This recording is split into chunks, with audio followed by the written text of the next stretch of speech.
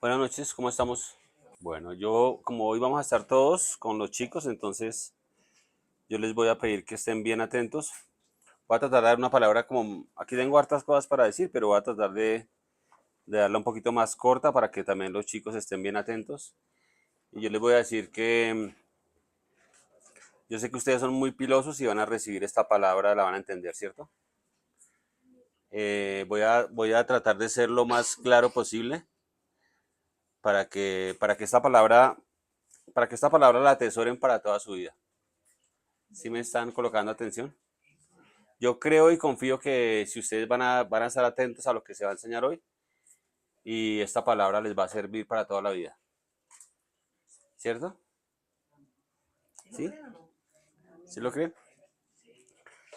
Listo, yo confío en el Señor. Es más, ¿sabes qué? Vamos a hacer algo. Todos vamos a orar un momento por entendimiento, ¿listo? Porque es que a veces, digamos, a veces uno dice, uno enseña algo y a veces algo es como una historia, ¿sí? Como algo que pasó, ay, qué tan bonito eso, como esas historias de cuando esos muñecos, cuando digamos que hablan de Sansón, de David, entonces a veces la gente es como, ay, tan bonita esa historia. Bueno, pero ¿qué tiene que ver esa historia conmigo hoy? O sea, esa historia ¿para qué me sirve hoy a mi vida, sí? Entonces yo quiero que oremos un momento y pidamos que esto que se va a enseñar hoy realmente sea atesorado en su corazón.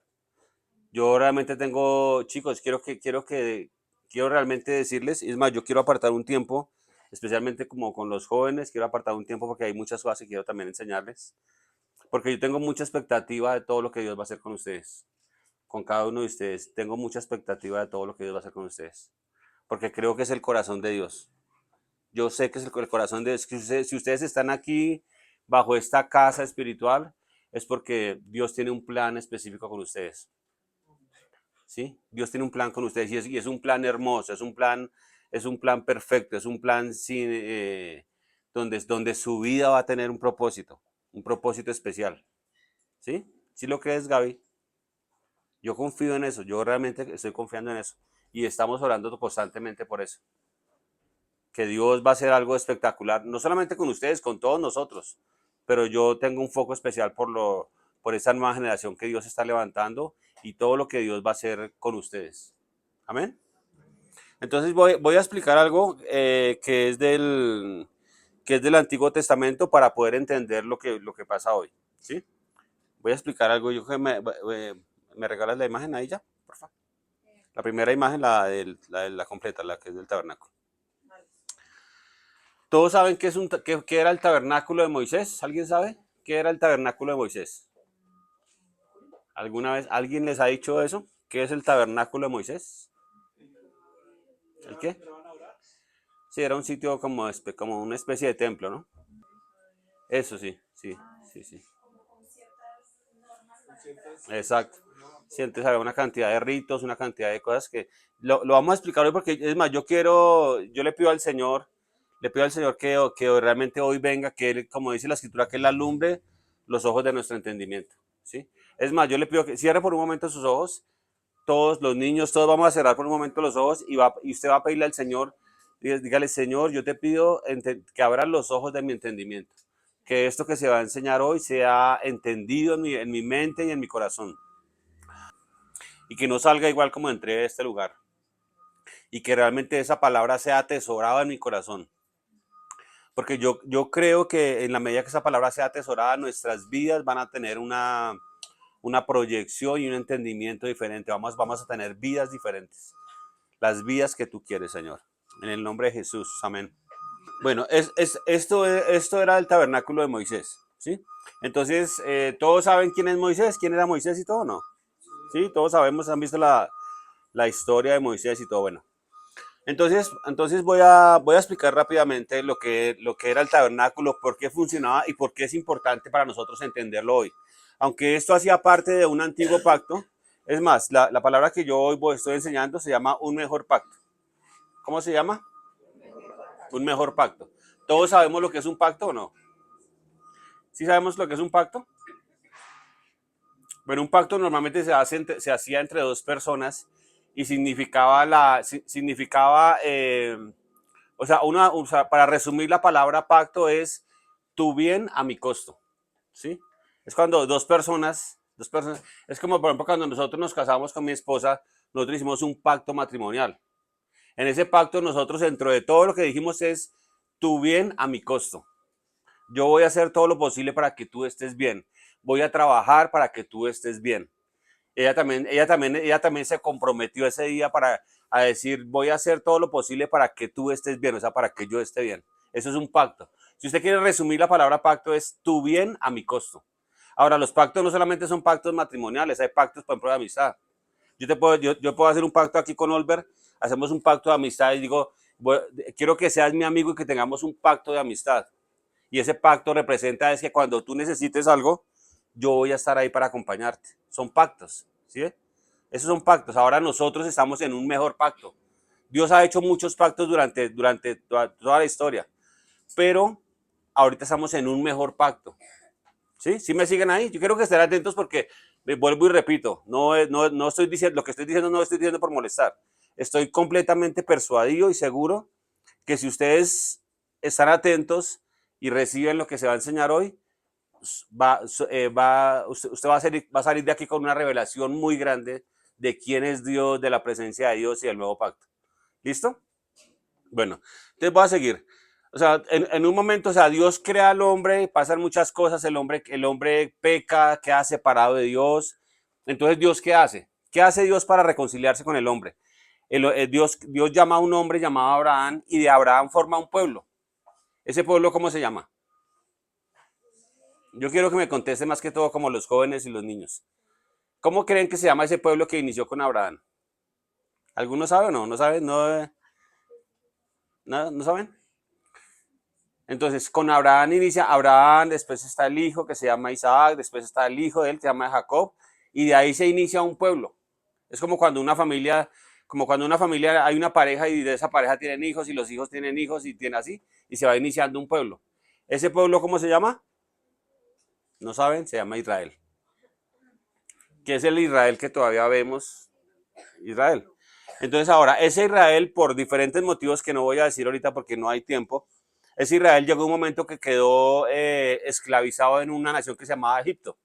Entonces Dios levanta a un hombre que se llama Moisés para liberar a ese pueblo de Egipto, lo libera. Y en ese transcurso, cuando salen de Egipto, que ellos quedan como, hay diferentes situaciones, el caso es que ellos quedan durante 40 años, no era para que duraran 40 años, pero pasaron muchas cosas, pero ellos quedaron 40 años en el desierto dando vueltas. Entonces, ¿qué hace Dios? Dios empieza a revelarse a ellos, porque Dios inicia como un plan de restaurar todas las cosas y de reconciliar todas las cosas. Entonces, vea lo que hace. Dios le muestra a Moisés, o sea, Moisés sube a un monte que se llama Sinaí, y en ese monte a Moisés se le revela este santuario. Esto es un santuario, todo, o sea, esto es un tabernáculo, todo. Todo es se llama tabernáculo, ¿sí? Toda esta parte. Entonces, alrededor estaba todo Israel, o sea, toda la nación de Israel, que eran como por decir algo, unas 2 millones de personas. ¿Sí? ¿Sí me siguen? Alrededor, o sea, como en tiendas como decir hoy en día las carpas, esas carpas que arman de camping y eso, más o menos. Ahora, ¿por qué eran carpas así? Porque ellos en algún momento, cuando Dios les decía que se moviera, se tenían que mover y levantar todo y volver a armar todo. ¿Sí? Ahora, ¿cómo funcionaba este tabernáculo? Ese tabernáculo funcionaba de la siguiente manera. Como las personas cometían diferentes tipos de pecados, ¿cierto? Y Dios es demasiado justo, porque Dios es justo, entonces tenía que buscar alguna forma para que la gente cuando pecara, Dios la pudiera ver como justa. Porque si la persona pecaba, pues tenía que morir, porque era justo que muriera, o que se enfermara, o que pasara necesidades. ¿Por qué? Porque había pecado. ¿Sí? Entonces, ¿qué era pecar? Que de pronto había matado a otra persona, que de pronto no sé, le había robado, o sea, había pecado, de alguna forma había pecado. Entonces, Dios, mientras que Jesús venía en el tiempo que tenía que venir, Él instauró este tabernáculo como un sistema para que la gente pudiera ser justificada mientras que venía Jesús. ¿Sí? Por eso me parecía muy especial lo que cantábamos hoy. Él inmolado en su trono está, ¿sí? Inmolado, Él es digno. Jesús es digno. Inmolado, ¿qué significa inmolado? ¿Alguien sabe qué significa inmolado? Sacrificado, exacto. Entonces, cuando usted escuche la palabra inmolado, es porque fue sacrificado. Jesús, Él es digno, dice, sacrificado el cordero, inmolado el cordero, fue sacrificado. ¿Sí? ¿Sí estamos atentos? Bueno, entonces póngale cuidado cómo va la historia. Entonces, como Dios estaba haciendo algo especial con este pueblo, Él apartó a Abraham, formó un pueblo para restaurar a todos los hombres. Entonces, él instituyó este sistema de purificación o un sistema de justificación. Entonces, dentro de todos los pueblos apartó una tribu que se llamaban los levitas, que eran estos señores que están ahí de blanco, ¿cierto? Que eran unos sacerdotes, ¿cierto? Eran sacerdotes, ¿cierto? Entonces, ¿qué pasaba con eso? Todo el pueblo, toda la cantidad de gente venían continuamente y ofrecían sacrificios, ¿sí? Entonces, esto se llamaba, a esta parte de afuera se le llamaba el atrio exterior. Todo, ¿cómo se llamaba todo? No, todo, ¿cómo se llamaba? El tabernáculo, ¿cierto? Esta parte de acá afuera se llamaba el atrio exterior. Ahí entonces entraba la gente, algunos traían, digamos, diferentes animales para ser sacrificados, los que no tenían mucha plata, entonces traían de pronto palomitas, diferentes tipos de animales, ¿sí? ¿Para qué? ¿Para qué lo traían? ¿Para qué traían los animales? ¿Con qué fin? Como ofrendas para que fueran justificados los hombres. O sea, como que dice, yo pequé, entonces traigo este animal, entonces los sacerdotes llegaban, lo sacrificaban, ¿cierto? Y después los quemaban, esto se llamaba el altar de bronce, esto es el altar de bronce. Ahí llegaban y cogían el animal, después de que lo sacrificaban, lo colocaban ahí y lo quemaban. ¿Sí? ¿Sí ve que hay como una llamita ahí? Ese es el altar de bronce. Por ahí había una canción que era esa, con esa canción de Petra, que decía, llévame a tus atrios, al altar de bronce. Sí, había una canción que era muy especial hace un tiempo que se cantaba, llévame a tus atrios, al altar de bronce, al lugar santo, todo eso. Bueno, entonces digamos, ahí había una cantidad de sacrificios, habían sacrificios de animales.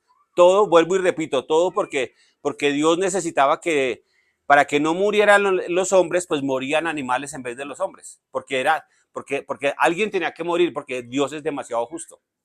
O sea, Dios nos ama, pero es justo. ¿Sí ven? Entonces ahora voy a decir lo que pasaba. Después de eso, estos sacerdotes, si quieres pásame la otra imagen, por favor. Permíteme un momento. Esta parte de acá, devuélvete un momentico a la otra, por favor. Esta parte de acá era el santuario, o sea, todo era el tabernáculo, este era el atrio exterior, el altar de bronce, aquí era como un lavatorio, ellos se lavaban las manos ahí, todo eso como un lavatorio. Y esto de acá era como el santuario, esta parte era el santuario. Ahora sí, pásame la otra imagen. Ahora, este es el santuario. Aquí ya está, ahorita pues estaba así tapado, pero aquí está como abierto para entender lo que había dentro del santuario. Entonces, dentro del santuario habían como dos habitaciones. Una habitación que era el lugar santo, y había otra habitación que era el lugar santísimo, ¿sí? Ahora, en cada lugar habían ciertas cosas, ¿cierto? Entonces, esos sacerdotes que estaban afuera, ellos podían entrar hasta aquí nomás y ofrecer algunos servicios. Entonces, por ejemplo, aquí habían algunos instrumentos, algunas cosas. Eso llamaban los panes de la proposición. Aquí esto era un candelabro, un candelabro. Aquí había un incensario donde ellos quemaban incienso. Bueno, la mayoría de sacerdotes podían entrar hasta este lugar, ¿sí? Ahora, ¿qué había en el lugar santísimo? En el lugar santísimo había como una especie de caja de madera era bañada en oro, ¿sí? Tenía ahí como unos querubines, ¿ustedes han escuchado alguna vez querubines? ¿Qué es un querubín? Como especie de ángeles, pero con otras características, son querubines.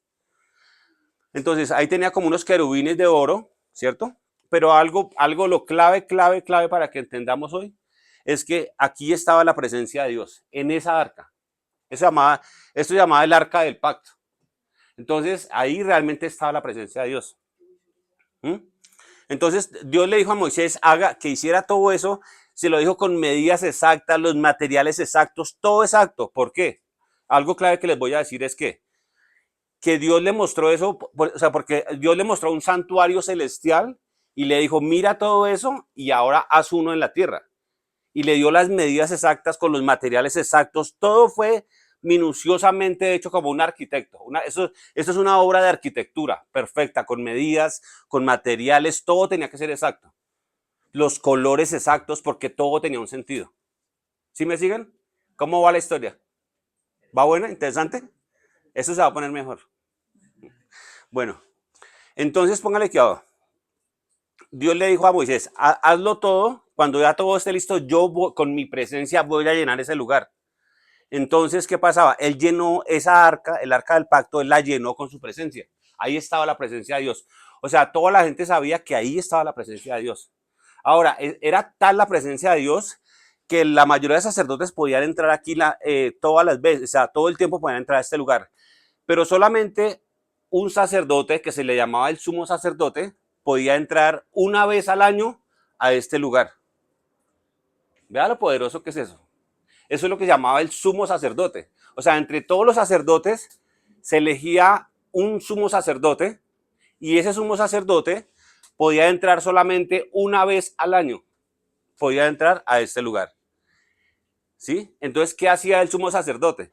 El sumo sacerdote también tomaba del sacrificio que se hacía afuera y él entraba con la sangre de un cordero perfecto, entraba a ese lugar y derramaba eso era como un propiciatorio, derramaba la sangre en este lugar para ofrecer sacrificios por todo el pueblo y por él mismo también, porque él también había pecado de alguna forma.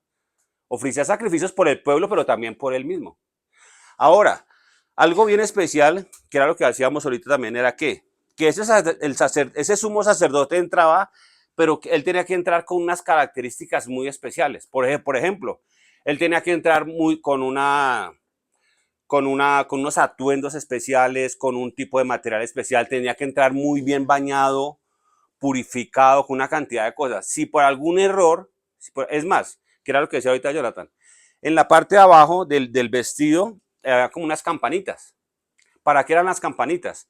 Porque la gente afuera, como no podían entrar, porque si alguien se atrevía a entrar, moría instantáneamente. Si alguien se atrevía a entrar a este lugar, moría instantáneamente porque era como entrar a la presencia de Dios sin purificarse. Por eso se escogía solamente uno una vez al año. ¿Sí? Ahora, el sacerdote, había una cantidad de detalles que ustedes no se imaginan. Por ejemplo, el sumo sacerdote tenía en su pecho 12 piedras especiales, 12 piedritas, y cada piedra representaba las 12 tribus de Israel. Cada piedrita representaba las 12 tribus de Israel. O sea, era una cantidad de aditamentos y de detalles. Incluso las piedras tenían cierto material, o sea, tenía mucho detalle.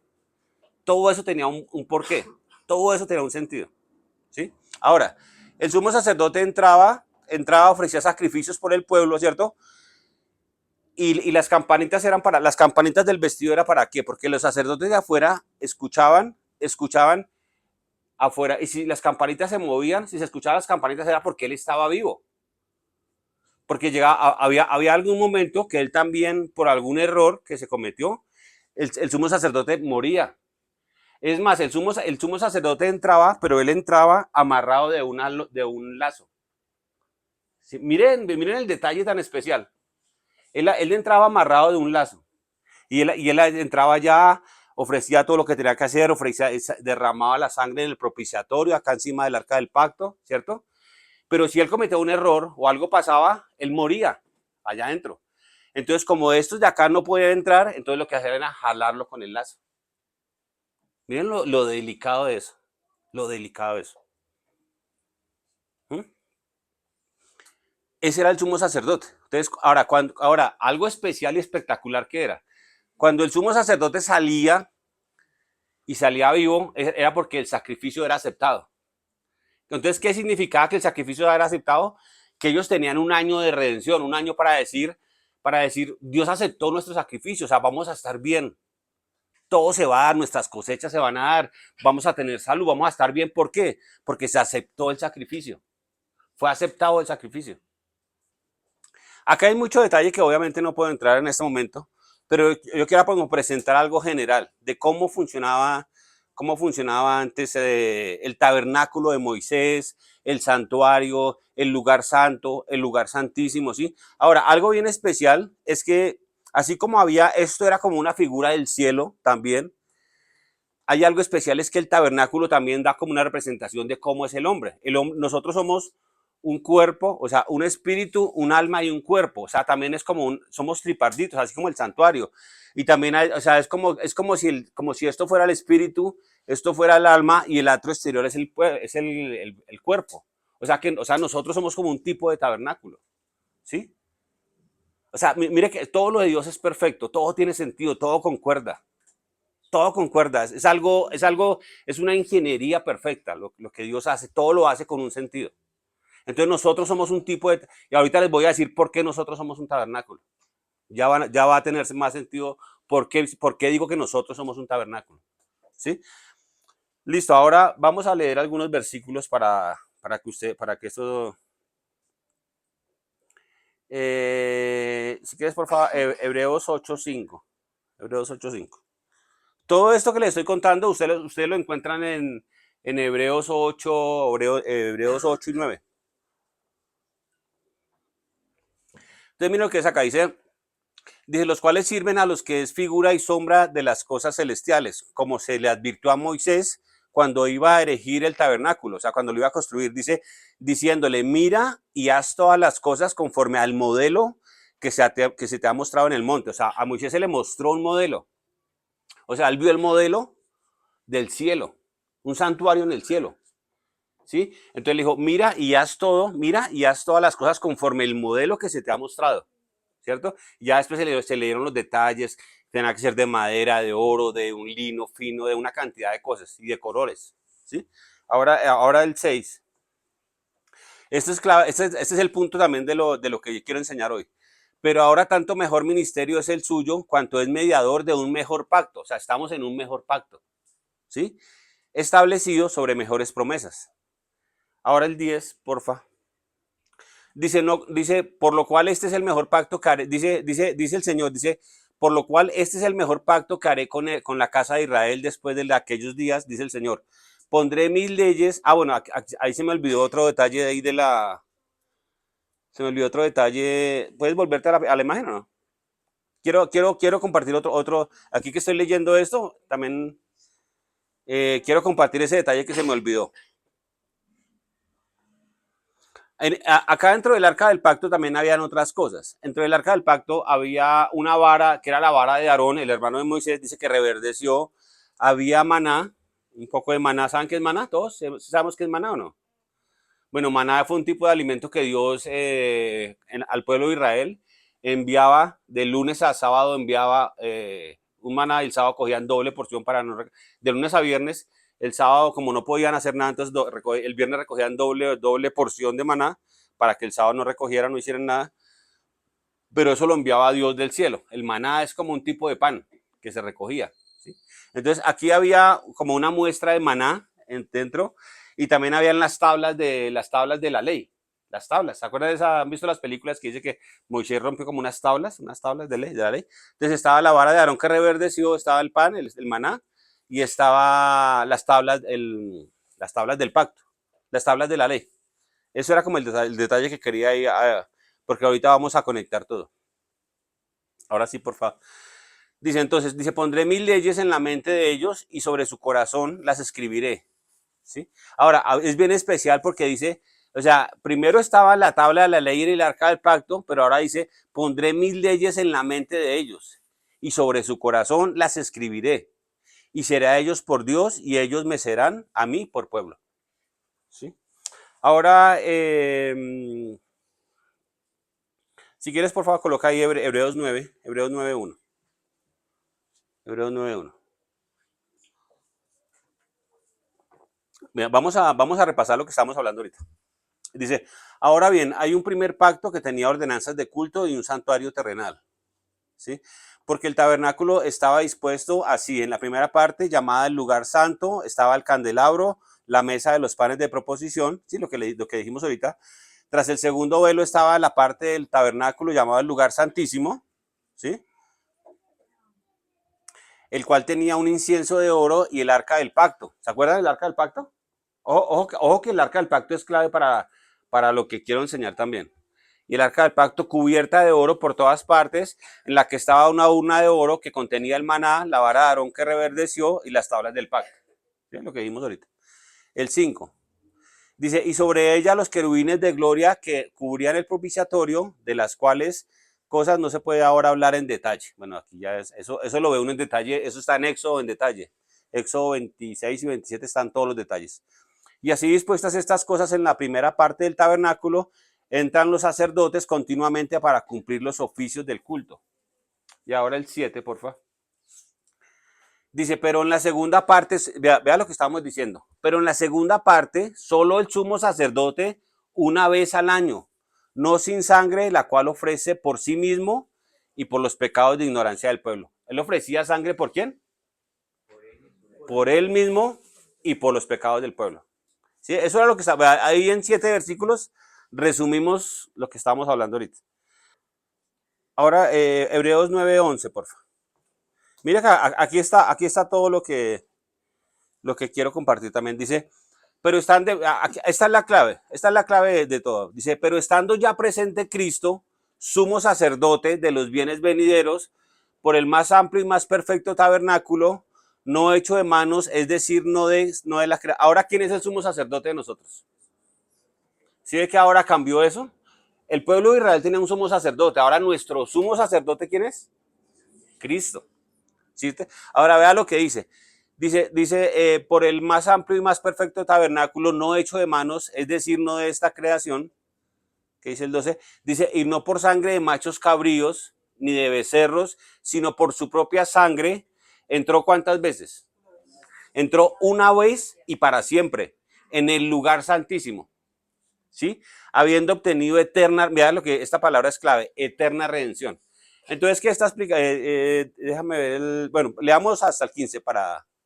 Y ahorita lo repito. Dice, porque sin la sangre de los toros y de los machos cabríos y las cenizas de los becerros rociados a los inmundos santifican para la purificación de la carne, cuanto más la sangre de Cristo, el cual es mediante el Espíritu Eterno se ofreció a sí mismo sin mancha a Dios, limpiará vuestras conciencias de obras muertas para que sirváis al Dios vivo. ¿Y el 15 qué dice?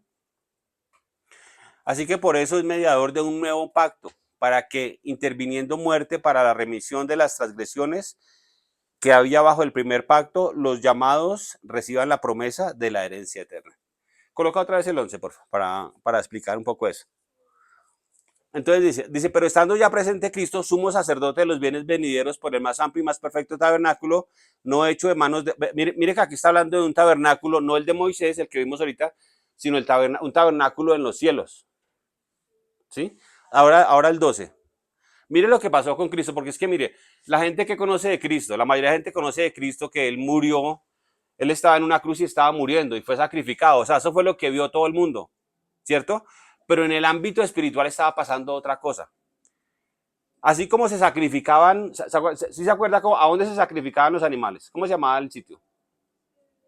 ¿Están distraídos? ¿No recuerdan? Ustedes son muy pilosos. O sea, por eso les decía que estén atentos porque si ustedes entienden estas cosas, ustedes van a entender mucho de lo que es Cristo y de la vida de Dios en ustedes. Entonces ¿a dónde se sacrificaban los animales? En el altar de bronce que les mostré ahorita que estaba ahí con llamita y todo. Entonces dice, y no por sangre de machos cabríos ni de becerros, ¿sí? Sino por su propia sangre entró una vez y para siempre al lugar santísimo, habiendo obtenido eterna redención. Entonces, ¿cuál era la diferencia? La diferencia es que los sacerdotes ofrecían sangre de animales, de becerros y de machos cabríos. ¿Qué hizo Jesús? Jesús se ofreció a sí mismo. O sea, él era el sacerdote y él mismo era la ofrenda. O sea, él mismo era el cordero, lo que cantábamos hoy. El cordero inmolado está. El cordero sacrificado está. Él era el cordero. ¿Sí? No los veo tan animados. Él era el cordero. Él fue el cordero sacrificado. Y él mismo era el sacerdote. Y ofreció su propia sangre. ¿Sí ven la comparación de cómo era antes a cómo fue ahora? Ahora, ¿qué diferencia hay? Que los sumos sacerdotes entraban una vez al año. Ahora Cristo entró solo una vez, porque ya no es necesario más sacrificios. Él entró una sola vez y para siempre. Ya no hay más, ya no hay más sacrificios. Ese sacrificio fue perfecto, ¿cierto? Fue perfecto, ¿sí? en el lugar santísimo habiendo obtenido eterna redención. Ahora el 13, otra vez, por favor.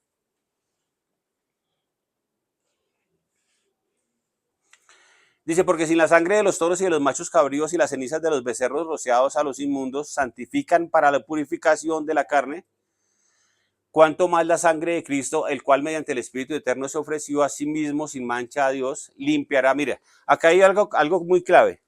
Dice, limpiará vuestras conciencias de obras muertas para que sirváis al Dios vivo. ¿Qué es la importancia del sacrificio anterior al sacrificio de Jesús? El sacrificio anterior perdonaba el pecado, pero la gente te mantenía con culpa de pecado. Un ejemplo, digamos alguien digamos, robaba. Entonces, su pecado era cubierto por la sangre de los animales, pero él tenía una culpa o sea, él se veía como ladrón. ¿Sí me entienden? O sea, él tenía una culpabilidad de ladrón. Ahora, la sangre de Cristo es diferente. La sangre anterior cubría el pecado. La sangre de Cristo es diferente. ¿Qué es la diferencia? No sé si ustedes alguna vez han escuchado la palabra expiación. ¿Alguna vez han escuchado la palabra expiación? Expiación es diferente a remisión. Expiación es que cubría el pecado. Remisión es que lo quita, lo limpia. Y aparte de que lo limpia, también es poderoso para limpiar nuestras conciencias. O sea, ¿para qué? Para que no tengamos una mentalidad o una conciencia de pecadores o de culpables. O sea, la sangre de Cristo es tan poderosa que quita la culpa. Para que no andemos con culpa. Por eso el que acusa nunca es el Señor. Dios nunca lo va a acusar así como a usted es esto, no. Dios siempre nos va a levantar. El acusador es el diablo, el que acusa, el que nos quiere ver culpables, nos quiere ver como con una conciencia de pecado. Por eso dice, limpiará vuestras conciencias de obras muertas para que sirváis a Dios, al Dios vivo. Ahora el 15, otra vez. Dice, así que por eso Él es mediador de un nuevo pacto para que interviniendo muerte, para la remisión, vea lo que hablamos ahorita de remisión. Remisión es quitar el pecado de las transgresiones que había bajo el primer pacto, los llamados reciban la promesa de la herencia eterna. ¿Sí ve? Ahora veamos un momento el 24, por favor.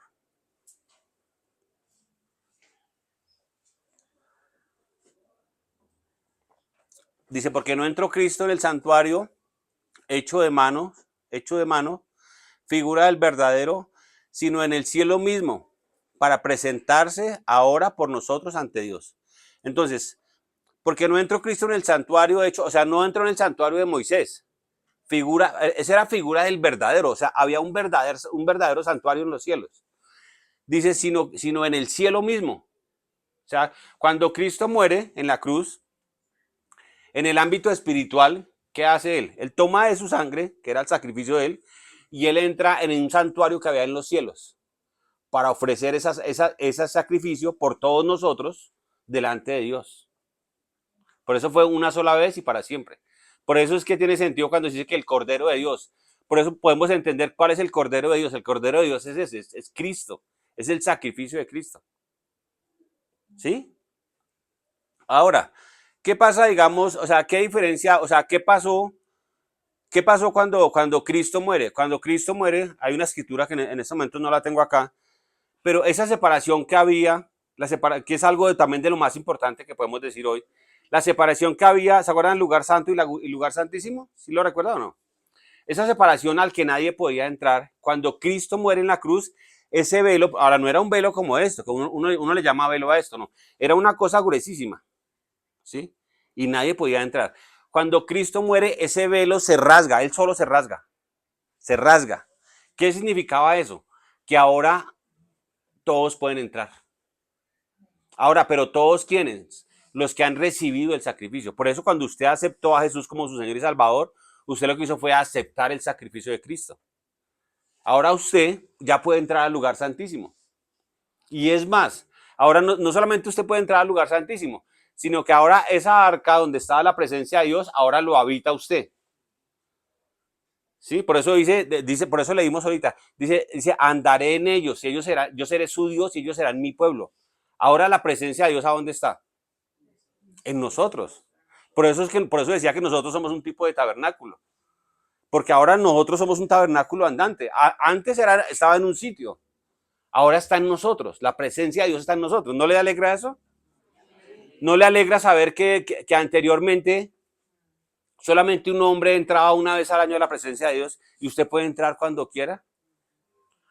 Usted puede hablar con Dios cuando quiera. Antiguamente no se podía hablar con Dios porque el pecado no permitía comunión con Dios. El pecado del hombre no permitía porque él es demasiado santo para tener comunión con el pecado. Pero como ahora cuando nosotros nos presentamos, nosotros estamos, o sea, tenemos la sangre de Jesús y como él ve la sangre, entonces ve justicia. Ve justicia. Entonces podemos hablar con él. Incluso, mira, hay una escena, yo dije que era corto, pero bueno, ahí voy alargando un poquito. Hay una escena donde Dios habla con Moisés y entonces la gente del pueblo, la gente de Israel dice, pero ¿cómo ha sido que solamente habla con él? ¿Sí? O sea, la gente a veces empezó a quejarse. Entonces Dios le dijo, no, pues déjame, yo hablo con ellos directamente. Cuando Dios intentó hablar con la gente directamente, dice que las personas no, dice que se estremecieron, tuvieron tanto temor que le dijeron que no le hablara más. O sea, ellos no podían tener comunión con Dios. Ahora usted sí puede escuchar a Dios. Es hermoso eso. Por eso que tenemos que crecer en una conciencia de justicia, decir, hubo un cordero que se sacrificó por mí y que ahora me puedo presentar delante de Dios. Ahora puedo hablar con Dios y lo puedo escuchar. Podemos escuchar a Dios. Y puedo hablar con Él. ¿Sí? Eso es lo hermoso de este nuevo pacto. Antiguamente, mira, antiguamente la gente sabía que ahí estaba la presencia de Dios. Y era tan real la presencia de Dios que si alguien entraba, moría. O sea, todo el pueblo sabía que ahí efectivamente estaba la presencia de Dios. ¿Sí? Y muchas veces nosotros como iglesia a veces ni siquiera tenemos tanta conciencia de que la presencia de Dios está en nosotros y que incluso cuando nos reunimos como iglesia estamos generando un fuego mayor, porque cada uno carga la presencia como una llama, pero cuando nos reunimos generamos una llama mayor, ¿sí? Por eso Dios está en nosotros, pero también está con nosotros. Sí, Dios está en nosotros, pero también está con nosotros. Mira, eso es lo hermoso de la presencia de Dios y eso es lo hermoso de este nuevo pacto. Por eso ustedes desde niños, que ustedes sepan estas verdades, que Dios los habita. Es más, yo quiero hoy terminar haciendo, porque si alguien tiene duda que Dios vive en usted, de todos, de los jóvenes y de los niños, ¿alguien tiene dudas que Dios lo habita? Aaron, ¿tú sabes que Dios te habita? ¿Sí? ¿Alguien tiene duda? Salomé, ¿tú sabes que Dios te habita o no? ¿O tienes dudas? ¿Tienes dudas? Bueno, eso está bien. ¿Alguien más tiene duda que Dios lo habita? Porque también deberíamos terminar, después de esto que acabo de decir, si usted lo entendió, debería saber que cuando usted hace una oración de fe, Dios ahora viene y se une a usted. Dice, andaré en ellos, o sea, dentro de ellos. Por eso somos tabernáculos vivientes, tabernáculos móviles. Mira, yo aquí coloqué algunas cosas de por qué es un mejor pacto. ¿Por qué es un mejor pacto? Porque hay un mejor sacerdocio. Los sacerdotes de antes pues eran gente débil, eran humanos. Ahora tenemos el sumo sacerdote perfecto. Y él es mediador entre Dios y los hombres. O sea, ¿sí me hago entender? O sea, él está delante de Dios por nosotros y está delante de nosotros. O sea, está en favor de nosotros, delante de Dios y delante de Dios a favor de nosotros y está delante de nosotros. ¿Sí me hago entender? O sea, es un mediador entre Dios y los hombres, es un sumo sacerdote perfecto, un sumo sacerdote perfecto. Fue un mejor santuario. Ahora la presencia de Dios estaba en un solo lugar, ahora está en nosotros. El sacrificio fue mejor, fue un sacrificio perfecto. Antiguamente tocaba hacer muchos sacrificios, ahora ya fue uno solo y de una vez y para siempre. ¿Sí? El pacto antes era temporal, ahora es un pacto eterno. ¿Sí? Otra cosa es que ya no hay, antiguamente podía haber un fracaso en ese pacto, ya no hay fracasos porque una obra perfecta. ¿Sí? El anterior pacto exigía rectitud, exigía que fuéramos rectos, pero este nuevo pacto nos habilita para la rectitud, nos habilita, o sea, nos capacita para obedecer a Dios. El antiguo pacto le decía a las personas, tiene que obedecer a Dios, pero no los capacitaba para eso. Ahora nosotros estamos en un pacto donde Dios dice, me obedeces, pero yo te capacito para que me obedezcas. Es diferente. porque ahora Él nos habita. Por eso dice, pondré mis leyes en su mente y en sus corazones. Ahora esas leyes que estaban en el arca del pacto, ahora están en nosotros. Pondré mis leyes en su mente y en su corazón. ¿Sí? Ahora Él nos habilita para serle fiel a Él, para obedecerlo, para amarlo, nos habilita para amar a otros. ¿Sí? Él derramó su amor en nosotros para poder amar a otros. ¿Sí ve que son diferentes pactos?